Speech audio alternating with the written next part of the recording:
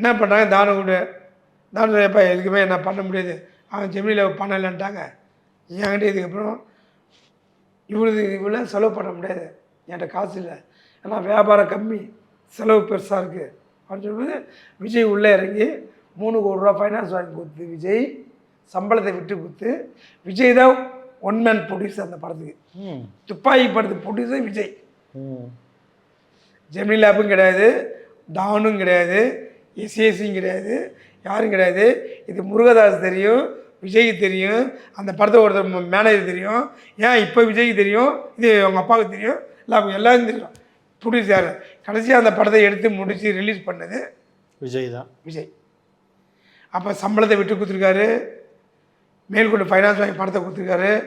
அதான் அந்த படம் பார்த்தீங்கன்னா எங்கேயுமே பிசுறு தட்டாமல் இருக்கும், ஃப்ரேம் டு ஃப்ரேம் பிசுறு தட்டாமல் இருக்கும். விஜய்க்கு ஒரு மிகப்பெரிய ஹிட்டில் அந்த விஜய்க்கு ஒரு அச்சீவ்மெண்ட்டு அந்த படம் தான். அந்த படம் தான். அந்த படம் எல்லாம் விஜய் கிடையாது.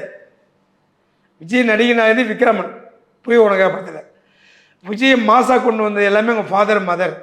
விஜய் நடிகர் ஆகினது போய் உனக்காக. விஜய் ஒரு எமோஷனல் டேரக்டர் ஆகினது திருமலை ரமணா கவிதாலயா. விஜய்க்கு ஒரு சேலிஸான ஒரு ஆர்டிஸ்டாக கொண்டு வந்தது துப்பாக்கி.